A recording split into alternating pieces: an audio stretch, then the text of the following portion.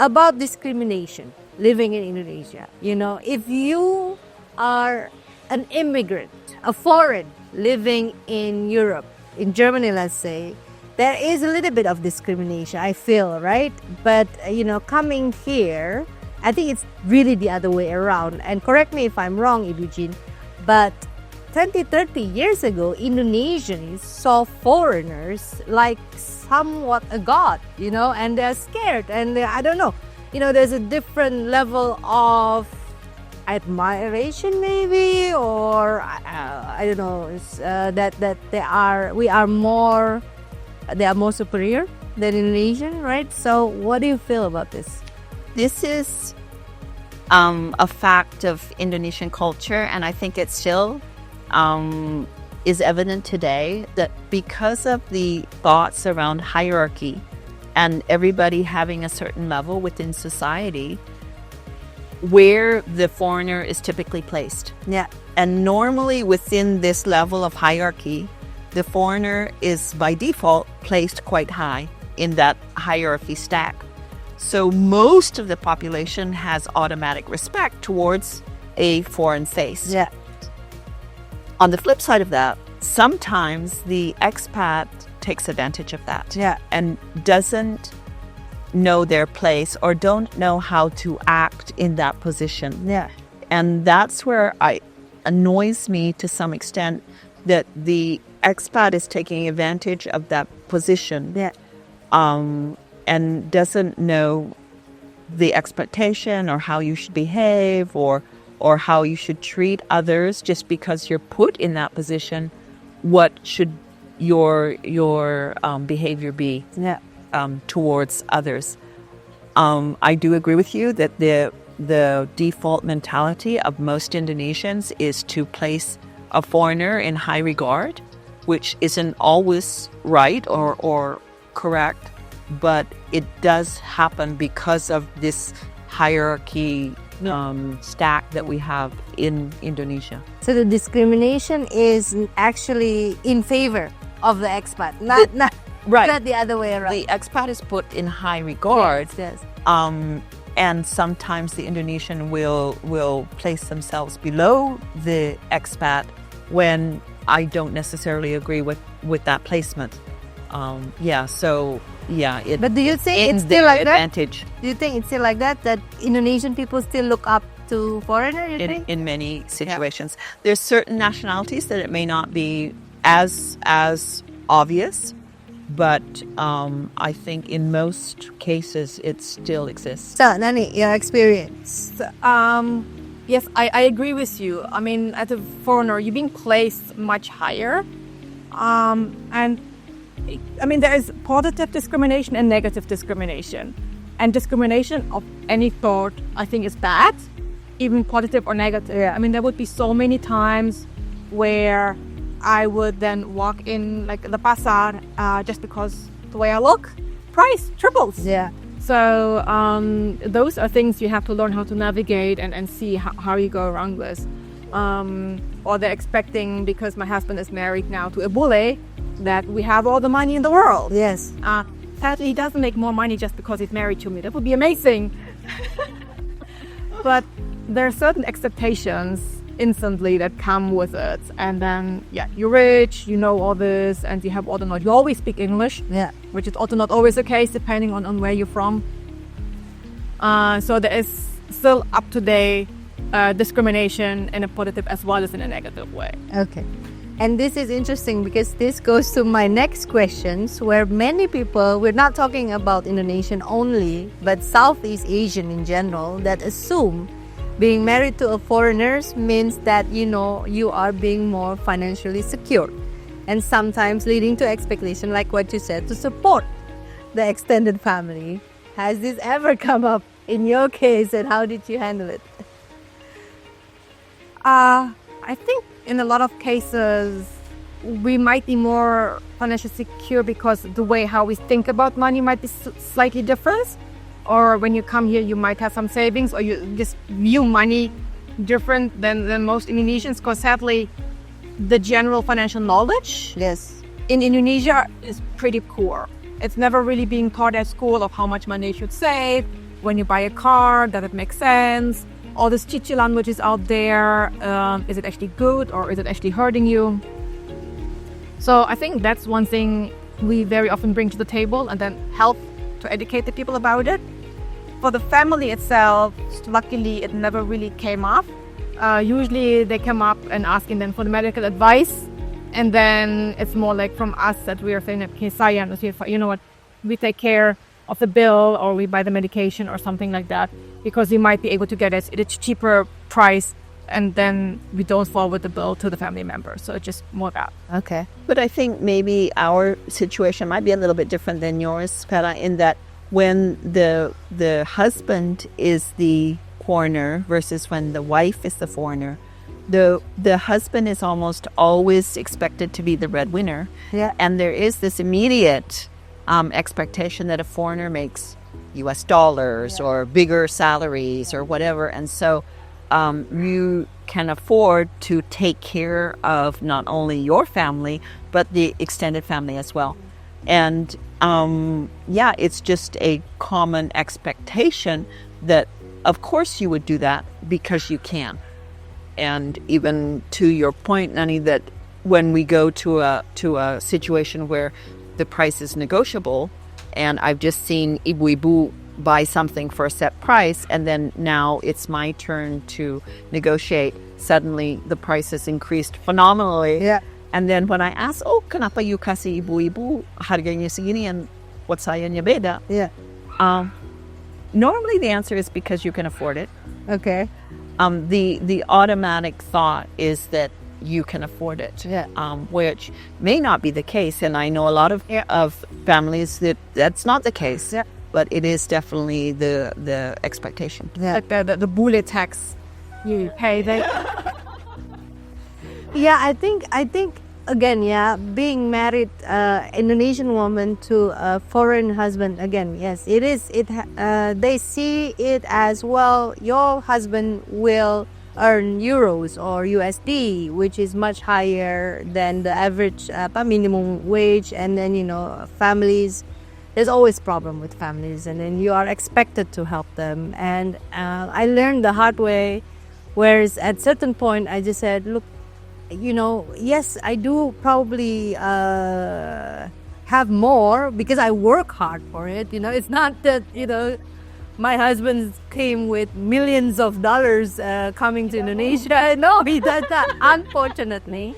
But I have to set boundaries, and it's really hard to do that at the beginning, to say, we will help you, but we can't always help 10 other family members every month, because we also have things that we need to pay. The schools are not cheap, and then we need to have savings for ourselves, and then also medical here are very expensive, right? But in terms of urgent situation or emergency situation where they do like what you said, medical bills or whatever, and they don't have the money, we will jump in, but at certain point we also see like, okay, this family, they have their own kids. So why didn't you go to your own kids and ask them? But they always said, yeah, but my kids cannot afford it. Well, you can. Well, I work 10 times harder than your kids. So it's really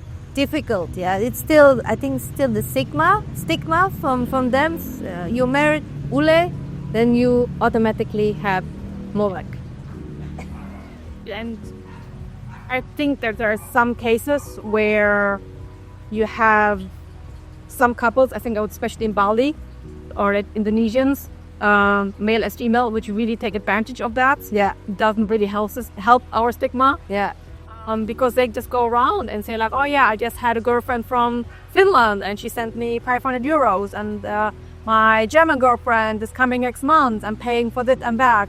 So you still have those stories where then they're getting exploited, and the story goes around, and seems so easy to make money off of them, the foreigners. Yes, true. So, okay, now we have questions from our listeners. One out of the three I already asked, but the first one is, did you sign a prenup before you got married? And what advice would you give to Indonesians, man or woman, considering marriage to a foreigner or foreigners looking to marry an Indonesian? I did. Yeah. Members of his family are in the legal profession, and so it was advised. At the time, you're naive. Oh no, we're in love, and do we really need this, right? I questioned whether it was needed or not. But as you get into the marriage, you realize that there are other issues involved and why it is necessary, because the property laws in this country are limiting to expats. At that time, I'm not sure if it still exists, we were not allowed to take out a loan because I was a foreigner, and so the banks would not issue us a loan. Heaven forbid, in the case of a divorce or in the case of a separation, it will get extremely messy if you do not have a prenup. So I did sign one, and my advice would be, just for both parties' protection, it would be a good idea. Yeah. And how about you, Nani? At the beginning, we did not, because we didn't really know. Nobody really told us about it. I mean, we were naive, and I think we both had a pretty clear understanding if anything would happen, like how we gonna separate our belongings. But yeah, because it's also required by the Indonesian law, and it makes things a lot of easier if you do have one. I would really advise everybody, talk to a lawyer, a professional, to give you proper advice, and then you can make your decision based on that if you want to go forward with it or not. And just talk openly about it. I don't think a prenup is as a bad thing. It's always viewed as like, oh, we're gonna be one. Yes, but as you mentioned, if anything happens down the line, then at least you have already something written down as a basis to start from, so you don't start from zero. And if you're fighting, that's actually the best place where you can start. Yeah. But I think in this case where the law is not equal for both parties, then you have to take the precaution because of inheritance. And Exactly. If there's children involved and there's different nationalities involved, the law changes based on that. So I think it is really important. Yes. I mean, for me also, I also did not have a prenup at the beginning, but we now do have a postnup because the government said you can't have any property, you can't buy any asset here if you do not have this prenup or postnup. Well, even for business ownership, I mean, it involves so many aspects. So business ownership, for land or property ownership, for inheritance, for bank loans, money issues. It just reaches out to so many aspects, which I, like you, was so naive. I had no idea, and it turned out to be good advice. Yeah. Okay, so, and then last questions. In terms of... Are you okay? In terms of Indonesian, where parents expected them to take care of them when they grow older, right? So basically, children have to care for you in old age. In some Western countries, even in my husband's family, the elderly are often sent in senior homes, right? What's your views on this? Well, I'm closer to this decision than you are, Danny. But I mean, I don't think anybody wants to be dependent. Like in my case, I hope that I have my independence until I just drop dead. And that I don't want to be a burden on anyone, never mind my children. Yeah. Not financially or, taking care of me or whatever, basic scenario. But for me, I'm totally fine with, if I need assisted care or whatever, that's what I need. Yeah. My children, on the other hand, growing up here, have this ingrained responsibility that would be terrible to send either of us to an old folks home, because it's like you're discarding your parents, or you're not caring for your parents. And even society's idea about that is quite negative. Like you're not taking your responsibility, like your parents cared for you while you were young. Now the role is reversed and it's your turn now. I don't see it in that way. But I think because society has ingrained those ideas onto my children, that they wouldn't do it. Okay. just because of that. Okay. How about you, Nanis? I mean, I agree with you. I don't want to become a burden to my kids at all. So I honestly don't really have a problem with senior homes, because I think the way how people think of senior homes is like you're just stuck in this room alone, and that's it, and you maybe get your meal and then we're done. But actually, there are really amazing senior homes where you can live with your buddies close by. Yeah. You have activities, you have basically medical care right at your access point, and why not? I mean, it's living in an amazing hotel sometimes. So I don't. When I'm, let's say, like I would be wheelchair bound, most houses in Indonesia are not wheelchair friendly at all. Yeah. So why not? Sadly, I have not seen a nice senior home here in Indonesia. Yeah. There are some in Germany. Very often I do see that people then get like a helper to care for the elderly with not really great education. Yeah. So I'd rather have then qualified care for myself in a senior home than having somebody half-heartedly looking after me and my kids. You know, this old one over there, she's bothering me, she's asking for food again. So I don't see the problem in actually being in a senior home.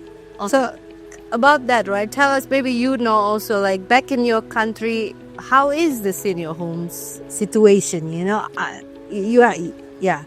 As you described, I mean, they can be okay. It's a budget issue as well. Yeah. But It's not really, you mean? no. Okay. I mean, it is like staying in a medical equipped hotel. Yeah. But you do have an instant community. You do have people that are of similar age group and interests and capability Yes. that you are. So I don't see the stigma that it has here. And to your point, Danny, that there isn't that many old folks homes here. Exactly. Because it is such a negative stigma that you would do that to your parents, where in actuality it may be a very good, viable option. I mean, I haven't, I mean, not anymore, but my far aunt used to live in one of those senior homes. After her husband died, she had Parkinson, so she was really not able to live by herself anymore. So she actually was able to rent, like kind of like a dual bedroom apartments, wheelchair friendly, because she was bound to a wheelchair in the end. She had her own furniture, she bought her own things, and she had people coming by, like the next door neighbor came, they played bingo, and she really enjoyed life. If she would have been staying at home, she wouldn't have any of that. She would be miserable. So, And back in your home country, is it taken care by the government, or there's like private institution who actually run it? yes and no to Both, yeah. both. Yeah. Both, yeah. And just to know, just to get information, like what would be the cost? From where to what? You don't know? No idea. It would not be cheap, right? But No idea. yeah. That, like, I mean, there are extremely high luxury but no idea. Because the ones that we see here kayak panti jompo, yeah, we call it panti jompo. It's mostly, I don't know, it's either yayasan or by the government, and they really don't take care, you know, the sanitation and also the accommodation and very few stuff. So that's why, you know. It's a price point, I think. Yeah, like at the end of the day, it's a price point. Okay, so we are done for today. Thank you, ladies, for coming, and thank you for sharing your stories. And Pleasure. I hope that we can have more conversation in the future for Noble Community. And enjoy, guys. Bye. Thank you. Yeah.